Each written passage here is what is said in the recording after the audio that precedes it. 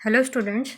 अपने previous lecture में हमने प्रोजेक्टाइल की इक्वेशन ऑफ ट्रेजेक्टरी निकाली थी, वेलोसिटी फाइंड आउट की थी, एक्सेलरेशन फाइंड आउट करी थी और हमने maximum height attained by a projectile, time of flight, time to attain maximum height, ये सब चीज़ें निकाली थी प्रोजेक्टाइल की। तो आज हमारे पास हमारा न्यू टॉपिक है, that is uniform circular motion. Uniform circular motion simple है, जैसे यूनिफॉर्म मोशन होता है equal distance in equal interval of time, but यहाँ पे सर्कुलर है। तो when an object travels circular path under constant speed, speed constant ही रहेगी, सर्कुलर पाथ ट्रेवल करेगा with constant speed, is called uniform circular motion. ठीक है, तो इसके लिए अब हम डेरिवेशन करेंगे। हम अंडर सर्कुलर मोशन एक ऑब्जेक्ट का एक्सेलरेशन फाइंड आउट करेंगे कि एक ऑब्जेक्ट का यूनिफॉर्म सर्कुलर मोशन में क्या एक्सेलरेशन होता है। तो उसके लिए सबसे पहले हम assumptions ले लेते हैं। तो कंसिडर करते हैं, suppose an object is moving with uniform velocity v along a circular path। ठीक है, हम एक ऑब्जेक्ट कंसिडर करते हैं जो कि यूनिफॉर्म वेलोसिटी से ट्रेवल कर रहा है अराउंड अ सर्कुलर पाथ, जिसका रेडियस क्या है, ऑफ रेडियस, सर्कुलर है ना, सर्कल का पार्ट है तो उसका रेडियस क्या होगा, आर। ये हमने अज्यूम किया है। ठीक है, एक ऑब्जेक्ट ले लिया हमने जो कि सर्कुलर पाथ पे ट्रेवल कर रहा है विद यूनिफॉर्म वेलोसिटी v, जो सर्कल का रेडियस है वो क्या है हमारे पास, आर। अब हम यहाँ पे दो पोजीशन कंसिडर कर लेते हैं, ए एंड बी। ठीक है, तो let R vector be the position vector of the object at point A and R prime vector be the position vector of the object at point B। ठीक है, हमने are vector और are prime vector associate कर दिए जो position है particle की A and B पे, मूव कर रहा है पार्टिकल ए पोजीशन पे और बी पोजीशन पे, उसके अलावा पोजीशन वेक्टर क्या है, आर वेक्टर और आर प्राइम वेक्टर हमने कंसिडर कर लिए हैं। ठीक है, अब हम क्या करेंगे, हम जब वेक्टर रेजोल्यूशन करते हैं या फिर वेक्टर एडिशन करते हैं तो हम सपोज करते हैं एक ग्राफिकल रिप्रेजेंटेशन या डायग्रामेटिक रिप्रेजेंटेशन वेक्टर्स की। तो यहाँ पे भी हम कुछ ऐसा ही करेंगे। देखो, ये वेलोसिटी का जो वी प्राइम कंपोनेंट है उसकी डायरेक्शन इस तरफ है। कोई भी पॉइंट लेंगे प्लेन में, हमें सिर्फ इनका एडिशन करना है। ठीक है, एडिशन के लिए हम सिर्फ एक ग्राफिकल रिप्रेजेंटेशन ले रहे हैं। तो इसकी डायरेक्शन वी प्राइम की इस तरफ है। जो ये v और v प्राइम है, ये क्या है यहाँ पे, velocities of object at point A and v prime be the velocity of object at p। मैं यहाँ पे लिख भी देती हूँ, let v vector be the velocity of object at a and v prime be the velocity of object at b। ठीक है, consider कर ली हमने।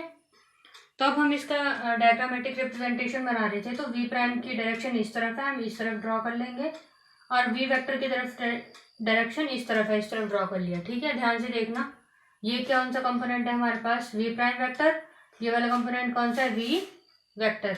ठीक है, और हम यहाँ पे एक रिजल्टेंट ले लेते हैं इनका, जिसे हम किससे शो करेंगे, डेल v से। ठीक है, अगर आप डेल v ना भी कंसिडर करो, अभी अगर सपोज करो हम यहाँ पे अभी डेल v नहीं भी कंसिडर करते हैं, तो हम इसे फाइंड आउट भी कर सकते हैं। तो हमने यहाँ पे इस ट्रायंगल का नाम क्या लिखा है, ओ ए बी। हम यहाँ पे भी इस अपने डायग्रामेटिक रिप्रेजेंटेशन का एक नाम लिख लेते हैं, जी एच एंड एफ। ठीक है, तो अब यहाँ पे देख लेते हैं दोनों वेक्टर्स ऑपोजिट ऑर्डर के है ना, एक इस तरफ है एक इस तरफ है। सेम ऑर्डर के कौन से होते हैं, अगर इस वेक्टर का जो टेल है इसके हेड से शुरू होता है, मतलब एक वेक्टर के टेल से हेड से दूसरे वेक्टर का टेल शुरू हो रहा हो, तो वो सेम ऑर्डर के होते हैं। यहाँ पे दोनों वेक्टर्स हमारे पास ऑपोजिट ऑर्डर के हैं। ठीक है, तो हम यहाँ पे triangle law of vector addition से क्या फाइंड आउट करेंगे, एफ एच। ठीक है, यहाँ पे लिख लेते हैं in triangle G H F. ठीक है, क्या है यहाँ पे जी एच एफ ट्रायंगल में, अकॉर्डिंग टू ट्रायंगल लॉ, ये आप कंप्लीट लिखना, triangle law of vector addition, ये भी कंप्लीट लिखना। ठीक है, क्या करेंगे हम, जी इसे हम वेक्टर ऑफ सेम ऑर्डर बना देते हैं, इधर से टेल शुरू करते हैं और इधर हेड। ठीक है, तो जो रिजल्टेंट वेक्टर है वी प्राइम वाला आएगा ना, ये दोनों ऐड होंगे आपस में, तो यहाँ पे क्या आएगा, G F is equal to, resultant vector है ना G F is equal to H G vector, displacement vector है। ठीक है, H G vector plus H F vector, ये मैंने उल्टा लिख दिया। यहाँ पे क्या आएगा हमारे पास, सेम ऑर्डर लेना है तो इन चीजों का ध्यान रखना है, जी एच। ठीक है, तो जी एफ वेक्टर क्या है हमारे पास, V prime, V vector prime है ना, जी एच वेक्टर क्या है, वी वेक्टर, और एच एफ वेक्टर हमें फाइंड आउट करना है। ठीक है, तो अब यहाँ पे देख लेते हैं, ये इस तरफ आ जाएगा माइनस वी वेक्टर। ठीक है, is equal to H F vector, तो ये क्या हमारे पास एक तरह से final velocity minus initial velocity, इसे कैसे रिप्रेजेंट करते हैं, चेंज इन वेलोसिटी। चेंज को हम कैसे रिप्रेजेंट करते हैं, डेल वी से, स्मॉल चेंज को डेल से रिप्रेजेंट करते हैं ना, तो यहाँ पे हम क्या लिखेंगे, del V is equal to H F vector.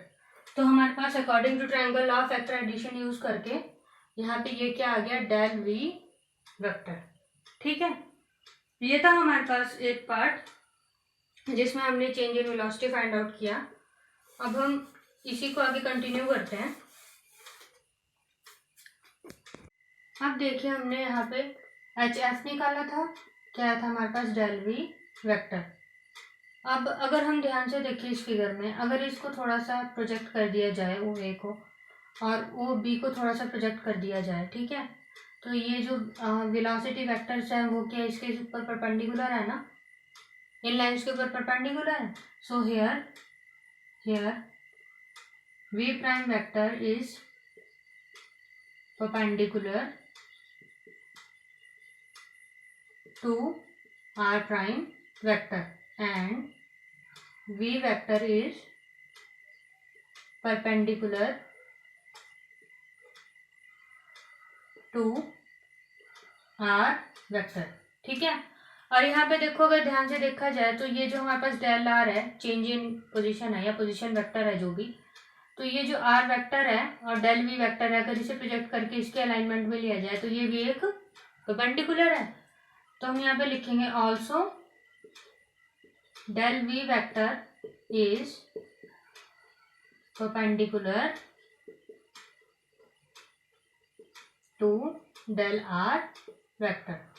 ठीक है, अब यहाँ पे अगर हम ध्यान दें तो जो हमारे पास एवरेज एक्सेलरेशन है, therefore एवरेज एक्सेलरेशन कैसे गिवन होता है, del V upon del T, del V vector change in velocity upon change in time. Time is a scalar quantity, so उसके ऊपर वेक्टर नहीं लगेगा। ठीक है, ऐसे गिवन होता है ना। अब इस वाले कंसेप्ट का क्या रोल है हमारे पास, हमने परपेंडिकुलर क्यों लिया, देखो अगर ध्यान से देखा जाए तो ये जो नॉर्मल ड्रॉ हो रहा है और ये इनवर्ड्स हो रहा है ना, इधर भी नॉर्मल ड्रॉ हो रहा है, तो ये अंदर की तरफ हो रहा है, तो इसका मतलब जो क्या है वेलोसिटी अगर इनवर्ड्स हो रही है तो एक्सेलरेशन भी क्या इनवर्ड्स होगा, मतलब प्रोजेक्शन कहाँ होगा इनवर्ड्स। तो here we can say that velocity of an object in a circular motion is directed towards inside। ठीक है, या आप इसे शॉर्ट में इनवर्ड्स भी लिख सकते हो, टूवर्ड इनसाइड को कंप्लीट इनवर्ड भी लिख सकते हो। ठीक है, तो इससे हमें क्या पता चलता है कि जो वेलोसिटी है वो हमेशा अंदर की तरफ आने की कोशिश करती है, जिससे कि वो सर्कल के ट्रैक को मेंटेन करती है। समझ आ रहा है, अंदर की तरफ आएगी तभी वो सर्कल के ट्रैक को मेंटेन करेगी। अगर वेलोसिटी बाहर की तरफ जाएगी तो छटक के ऑब्जेक्ट जो है वो बाहर चला जाएगा और सर्कुलर ट्रैक नहीं बनेगा। तो इस सेंटेंस का ये रोल है इसमें बताने के लिए कि जो यूनिफॉर्म वेलोसिटी है वो क्यों नेसेसरी है एक सर्कुलर मोशन के। और अब देख लेते हैं, if del T tends to zero, एक कंडीशन है हमारे पास, अगर डेल टी जीरो हो जाए तो क्या होगा। अगर डेल टी जीरो होता है, लिमिट जो होती है डेल टी की वो टेंड्स टू जीरो होती है, तो हमारे पास ऑब्जेक्ट क्या होता था instantaneous velocity. So if del T tends to zero then, जब वेलोसिटी इंस्टेंटेनियस हो सकता है तो एक्सेलरेशन भी क्या होगा हमारे पास instantaneous. Then acceleration becomes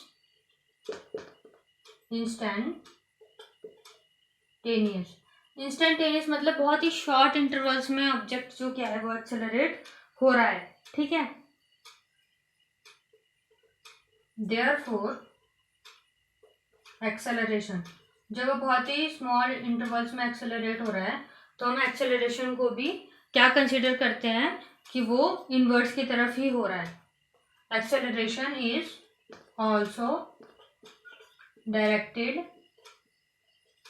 towards inside.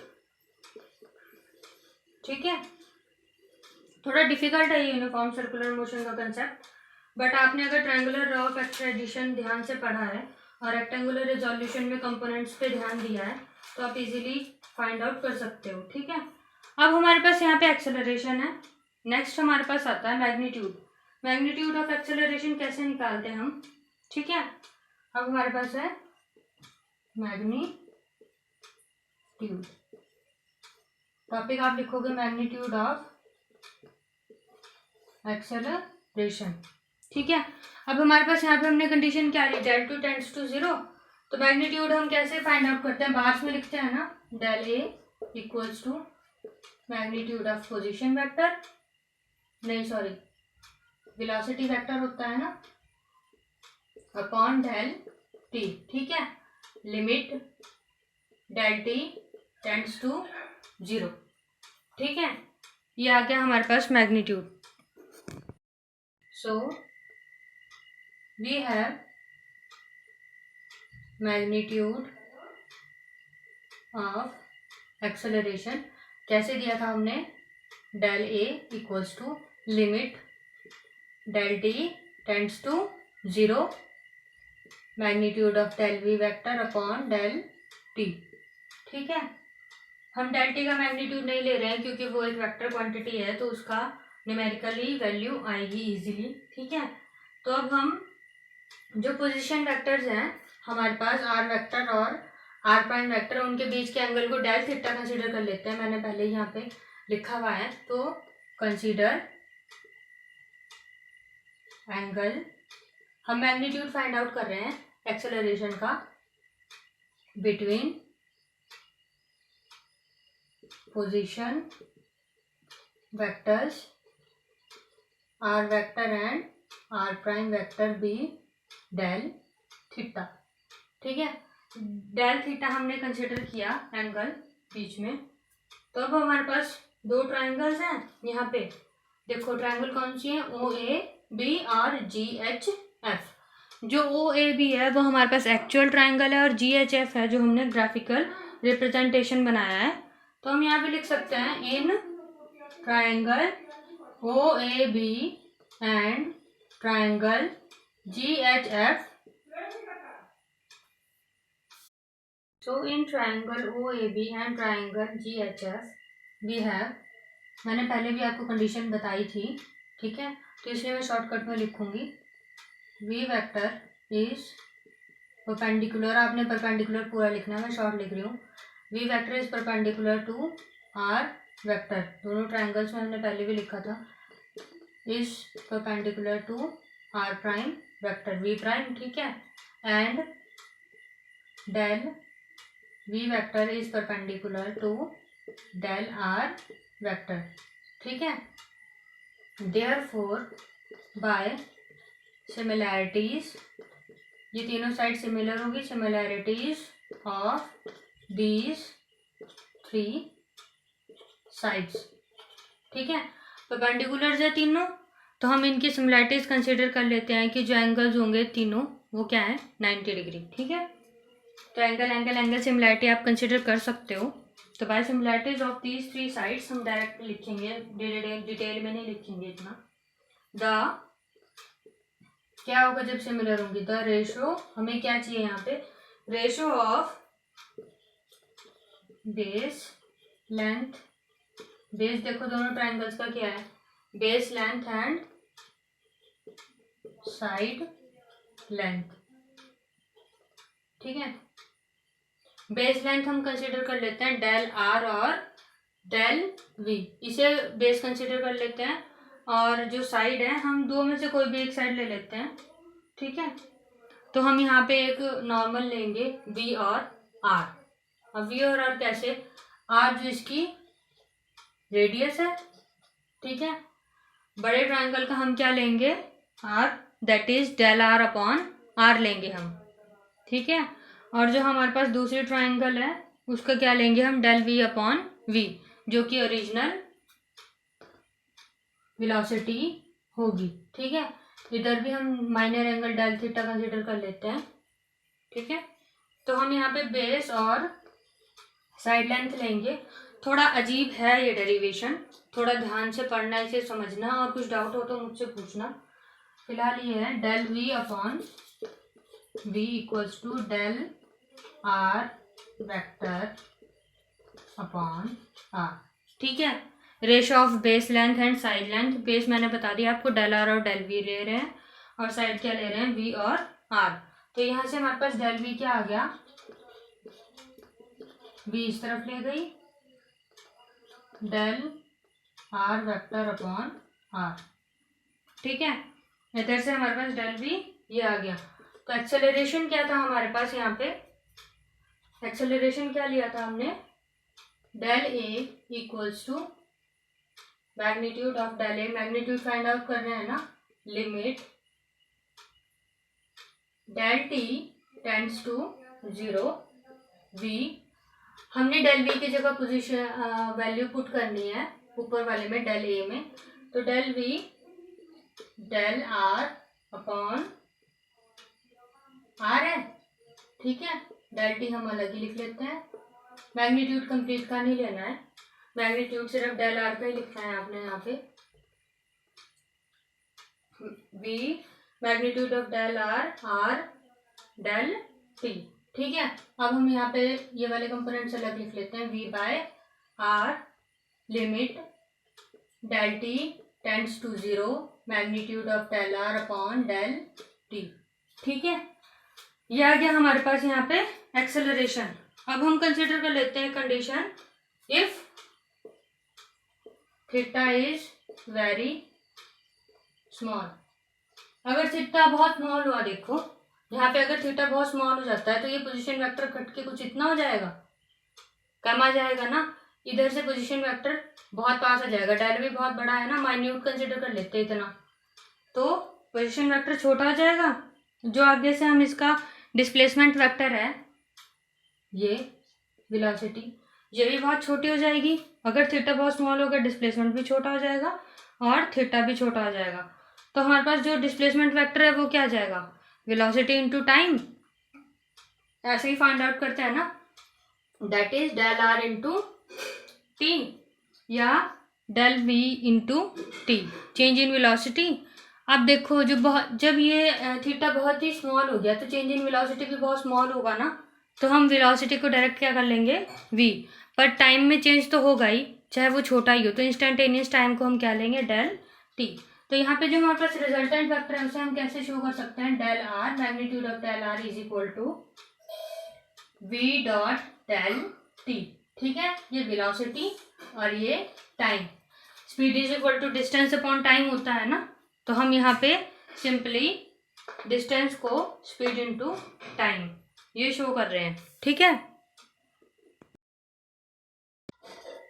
अब देखो लास्ट वाले इक्वेशन से हमारे पास यहाँ पे v क्या आ जाएगा, magnitude of del R upon del t। ठीक है, अब हम इसे इस इक्वेशन में पुट कर देंगे तो हमारे पास इंस्टेंटेनियस एक्सेलरेशन क्या था, v upon R limit del t tends to 0 del R upon del t। Del R upon del t की वैल्यू क्या है हमारे पास v, तो that is v upon R multiply by v square upon R. तो हमारे पास ये जो एक्सेलरेशन आया वो क्या है, v स्क्वायर अपॉन आर। तो एक्सेलरेशन भी हमारे पास क्या है, यहाँ पे इनवर्स है ना हमारे पास एक्सेलरेशन, तो फोर्स भी कौन सी हुई, सेंट्रीपिटल। ठीक है, इनवर्ड एक्टिंग फोर्स को क्या बोलते हैं, सेंट्रीपिटल फोर्स। तो यहाँ पे फोर्स भी क्या हुआ, सेंट्रीपिटल। ये सिर्फ उसके लिए, ये डेरिवेशन में मत लिखना आपको। ठीक है, सो ये हमने आज यूनिफॉर्म सर्कुलर मोशन का एक्सेलरेशन फाइंड आउट किया, मैग्नीट्यूड ऑफ एक्सेलरेशन। नेक्स्ट में हम magnitude of acceleration in terms of angular speed find out करेंगे, that is omega. So thank you, this is all for today.